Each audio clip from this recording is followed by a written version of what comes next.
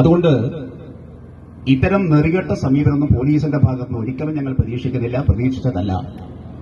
മേലിൽ ഇത് ആവർത്തിക്കരുത് എന്നൊരു അഭ്യർത്ഥന കൂടി നിങ്ങളുടെ മുമ്പാകെ വെക്കുകയാണ്. ഇവിടെ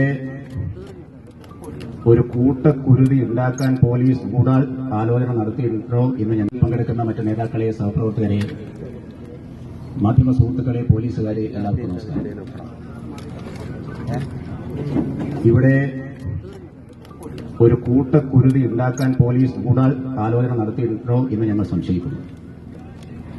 ഈ ബാരിക്കേഡ് എവിടെയാ